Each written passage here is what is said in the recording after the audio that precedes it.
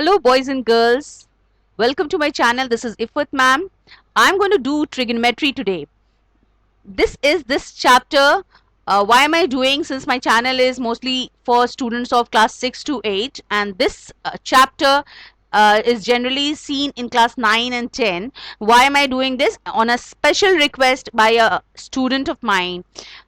So let's begin. Let's not waste much time. Trigonometry.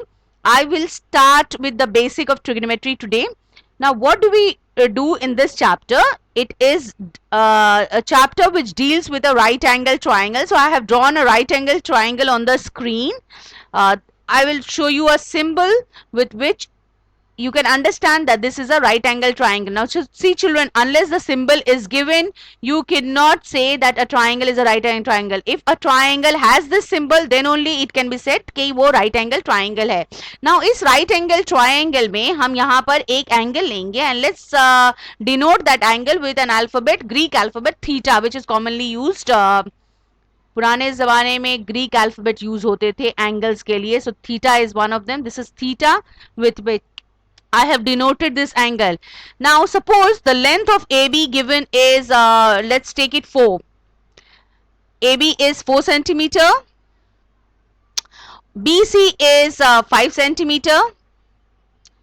Now, how am I supposed to find AC? Now, AC, remember children, this slanted line that you can see, that is called the hypotenuse. Now, this can always be found by adding the sum of the squares of the other two sides.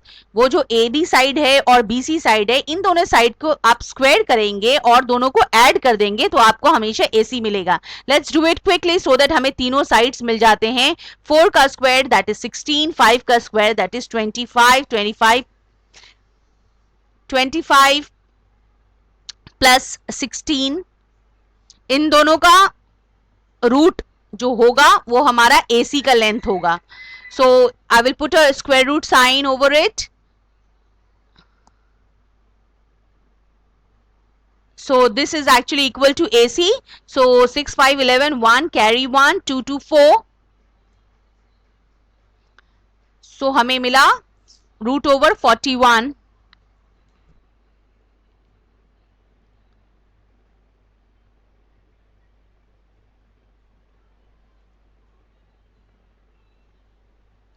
So root over 41 is the length of AC.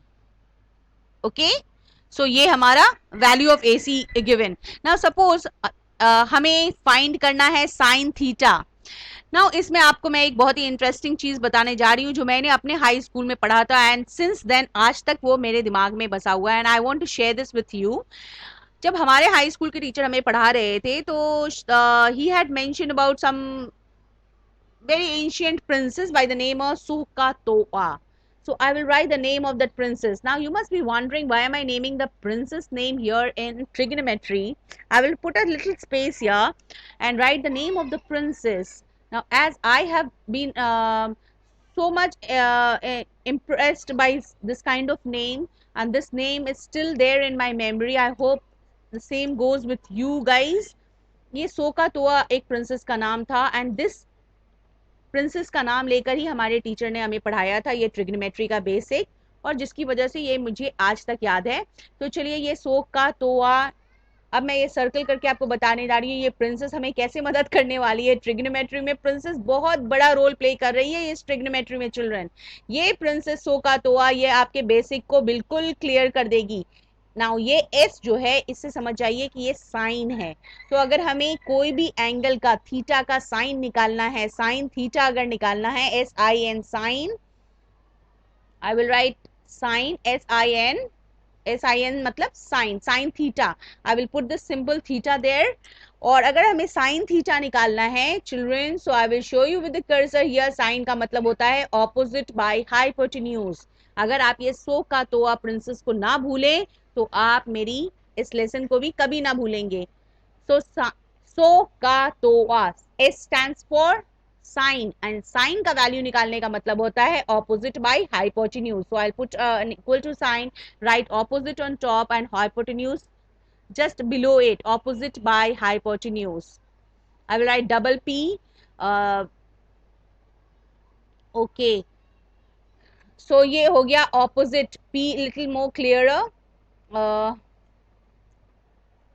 सो आप समझ रहे हैं ना, opposite कौन सी side opposite होती है? Basically what I have seen in children doing trigonometry is they do not understand the three sides clearly, they do not have this concept clear कि opposite कौन सा होता है, हाइपोटेन्यूज कौन सा होता है, एडजेसेंट कौन सा होता है ना। My dear children, I will tell you, तीन साइड है इस राइट एंगल ट्राइंगल में, और इस तीन साइड का तीन नाम होता है। एक होता है जो स्लांटेड होता है, जो टेढ़ा आपको दिखाई दे रहा है ना, दैट इज ऑलवेज हाइपोटेन्यूज, जिसका हमने स्क्वायर रूट करके वैल्यू निकाला है। But the other two sides में जहां पर आपको एंगल दी गई है ना, तो वो एंगल जिस दो लाइन के बीच में फॉर्म हो रही है, उन दो साइड्स को छोड़कर जो अलग से साइड बचा है ना, that is called the opposite always. तो यहाँ पे ऑपोजिट हमारा है 4 और हाइपोटेन्यूज हमारा निकला है root by 41, root 41 sorry. So this is the value of sine theta here, that is equal to 4 by root 41. 4, that is the opposite, by hypotenuse, hypotenuse is root 41. Now remember children, आप ये mistake कभी नहीं करना, once you get this thing clear कि opposite side कौन सा होता है। Basically children do not understand, I'm repeatedly telling you that opposite वो side होता है जो जहां पर एंगल फॉर्म हो रहा है, जिन दो लाइंस के बीच में एंगल फॉर्म हो रहा है, उन दो लाइंस को छोड़कर जो थर्ड साइड है उसको हम ऑपोजिट कहते हैं ना। चलिए coming back to cos theta. Cos theta, ये जो सो का तोआ है, ये प्रिंसेस का काम अभी खत्म नहीं हुआ है। She is going to stay with us and help us in this entire chapter. See, now coming to C, C मतलब कॉस, तो यहां पे मैं लिखूंगी cos theta and I will use a different colored pen. C for cos theta. Now cos theta का formula है is equal to adjacent, A for adjacent and then H already know, hypotenuse. A stands for adjacent and H is hypotenuse. Now adjacent कौन सा side होता है? Since I told you very clearly explained you what opposite side mean, but adjacent कौन सा होता है? adjacent होता है पास वाला, बिल्कुल पास वाला। hypotenuse जो एंगल जिस दो लाइन के बीच में फॉर्म हो रहे हैं, उन दो लाइन के में हाइपोटेन्यूज को छोड़कर जो बगल वाला, जिसके ऊपर वो एंगल फॉर्म हो रहा है, that is called the adjacent. now इसके जो एंगल जिस लाइन पे फॉर्म हो रहा है, that is the adjacent. तो यहाँ पे adjacent एंगल किस लाइन पे फॉर्म हो रहा है? BC पे फॉर्म हो रहा है, तो BC हमारा adjacent हो गया और hypotenuse हमारा root over 41. so here the answer is 5 by root 41.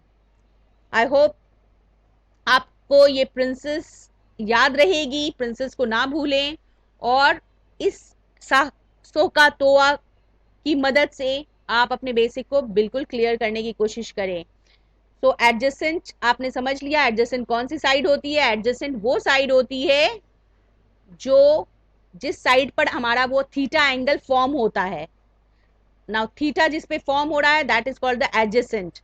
5 by root 41. Now coming to the tan theta portion, the last portion,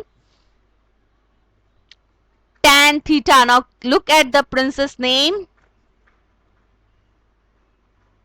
princess के नाम में अभी तोआ, so T stands for tan and tan is always equal to opposite by adjacent. O means opposite, A means adjacent. Now again children, opposite here is AB और AB का value है 4. tan theta, I will write tan theta. tan theta is equal to opposite by adjacent. Opposite is 4 और adjacent है वो नीचे वाला जहां पर वो एंगल फॉर्म हो रहा है, so 4 by 5. So this is the tan theta, and with this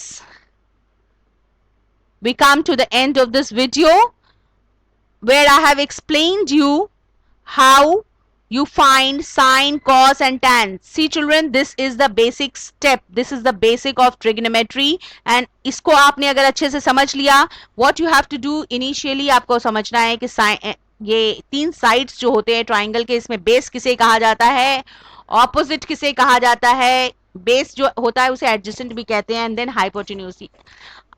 मुझे उम्मीद है कि आज जो मैंने इस प्रिंसेस की मदद से आपको ये चैप्टर समझाने की कोशिश की, ये आपको काफी इंटरेस्टिंग लगा होगा, और अगर आपको पसंद आया है तो डू लाइक माय वीडियो, मेरे वीडियोस को सब्सक्राइब करें, मेरे चैनल को सब्सक्राइब करें, वे वीडियोस को लाइक करें, और इसी तरह जैसे इस बच्चे के डिमांड पे मैंने ट्रिग्नोमेट्री कराया है, मैं आपके भी डिमांड्स को जरूर पूरा करूंगी. Please right in the comment section and stay safe, keep practicing. Love you all, guys.